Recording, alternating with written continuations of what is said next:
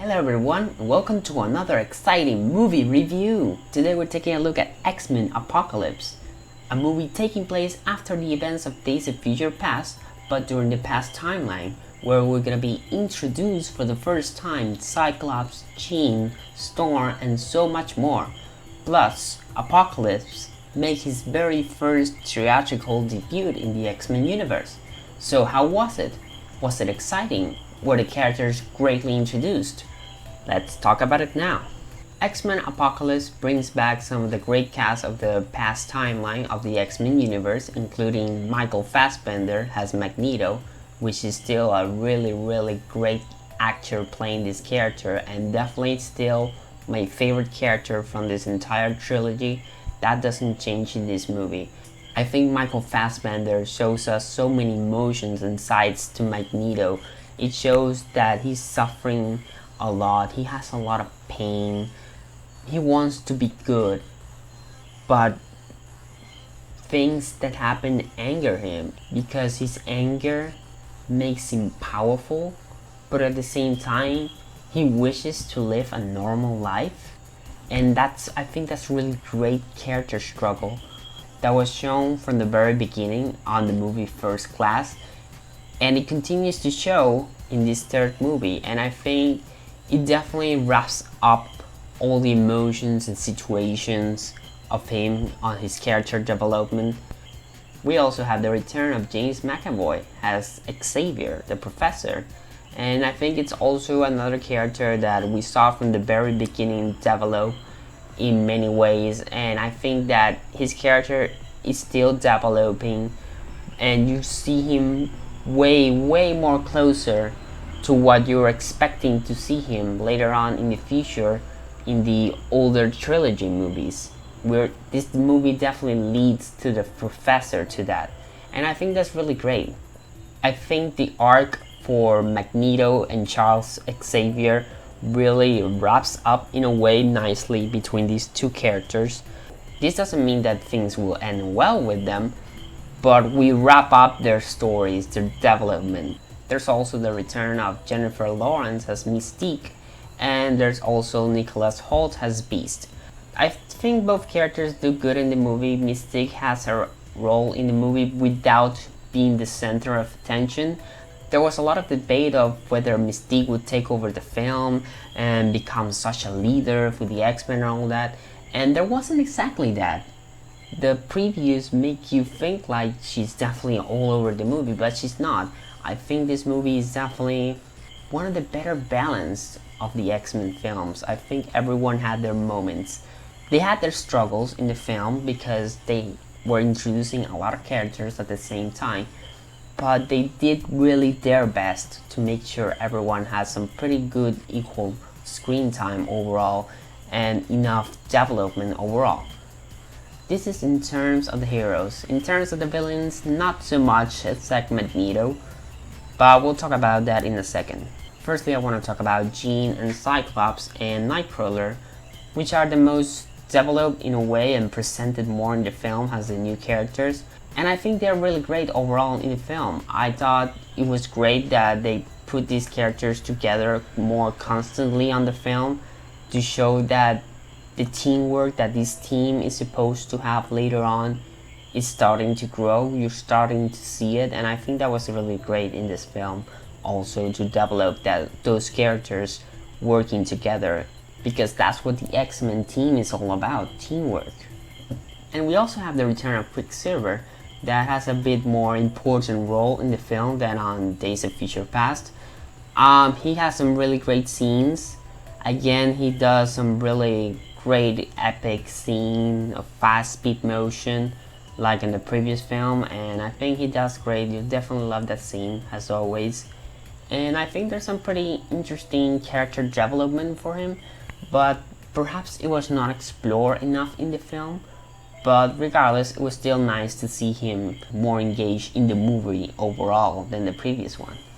So yeah, overall, on the hero side of the X-Men, I think they really did a nice job overall with each character, making them more part of the team, and I'm actually pretty excited to see this cast come back for another film. Like, I want them to see now that they're more connected as characters and they know more each other and they're more secure. Definitely excited to see them now in action and grow up. Now let's talk about the villains. Apocalypse is the main villain of this film, and the movie starts off explaining where he come from, where this past time of him, Egypt and all that. But ultimately, I didn't feel really engaged with him as a villain. Perhaps the biggest problem with Apocalypse is that he's more of a video game boss battle sort of thing. Like, he's simply evil and very powerful, and that's it. Like, yeah, he has some goals and intentions and vision and all that, but you're not entirely convinced that he really cares about that. And while he was definitely evil and definitely had his evil intentions and power, I didn't really find him imposing enough. Like, I was not really afraid of him. I was not like, wow, this guy is definitely super powerful. Like, I'm really afraid of him. I think maybe visually it was his costume design. I think overall it just wasn't convincing. I was kind of hoping that he would change clothes later on and become more powerful and more aggressive or something, and that didn't really happen. I think his overall design just didn't really come across like this really powerful, strong guy. And it's a shame because I think Oscar Isaac is a very great actor, but I don't think they really give him enough to work around with this character. It was a very, very flat character, not really much emotions to go for. As far as his other mutants, which are newly introduced, which is one of them is Olivia Munn as Psylocke. And I was actually pretty excited to see Psylocke in action, and I trust in Olivia Munn's acting and all, and I think she did pretty good with what barely she had to do in the movie. But unfortunately, she seems like a pretty wasted character. She looks cool, she has some cool moments here and there, and she's mysterious, and you're interested to know more about her, but you technically get nothing on her.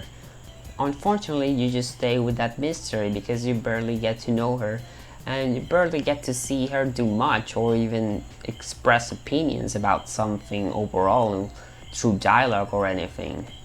I think it was definitely a very missed opportunity, and I was a bit disappointed because she's definitely in a lot of promos.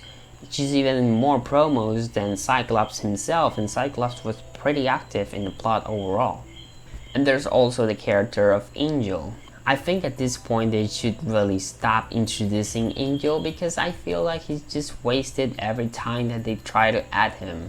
It's pretty interesting that this is actually the third film in a trilogy, and in this third film of a trilogy of X-Men, he's again introduced for the first time.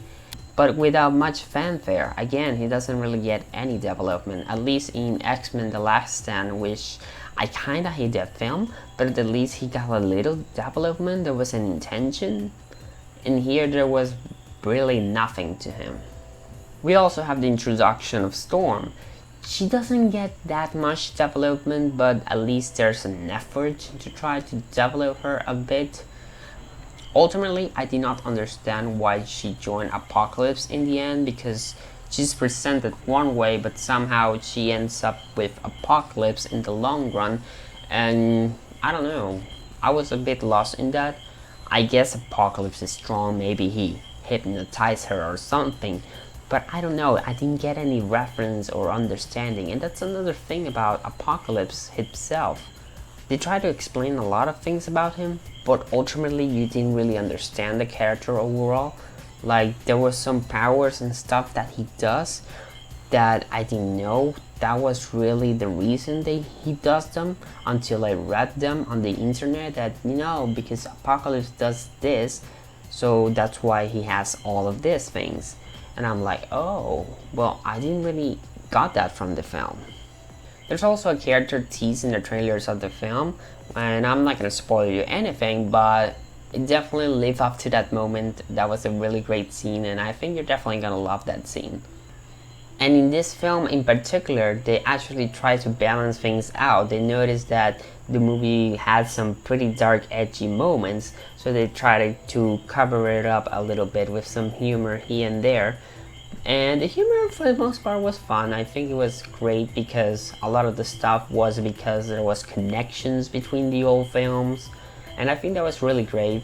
And that's also another really nice thing overall I like about the film, that it definitely had a lot of connections with First Class and Days of Future Past. All the events of those films affected overall the story of this film. So in a way, it's definitely a wrap up of that trilogy as a whole, this film. Maybe we see another X-Men film, who knows. But in a way, I was surprised that despite that Days of Future Past felt like a wrap up, this one actually wraps up a bit more the characters from the past themselves, specifically, like I mentioned, Professor Xavier and Magneto. As far as the action set pieces overall, I think it was okay. I mean, the great big climatic battles that you're expecting at the end of the film was a little disappointing, although there was a really great moment at the very end. The moments before that, the first duels and battles that they have, were a little weak, honestly. They were not as intense as you might want to expect from it. But the very final moments of that sequence really pay off overall for the film as a whole. Overall, I think this is a pretty great X-Men film. It's not really amazing, it's not spectacular, and it doesn't have like a very strong message like First Class or Days of Future Past had. But I think it still does really great at character development for the heroes themselves, and Magneto, that is still a very engaging and interesting character to see throughout these films. I think in terms of the X-Men team, I think everything was well developed. But in terms of the villain, Apocalypse, it was not really convincing, and the newly introduced mutants from his team were not really much explained beyond just being baddies working for him. Still, if you enjoy all the Bryan Singer X-Men films like X-Men 1, X-Men 2, Days of Future Past, and First Class, even though First Class is not from Bryan Singer, that one is still a really solid film. I think you'll definitely have a lot of fun with this one. I think it's entertaining. It's not amazing, like I said, but it's entertaining, and it's a great way to see these characters and see more new X-Men being introduced in a different way. And a little note I wanted to add is that I was actually surprised that the movie does try its best to add more comic book source material overall throughout the film.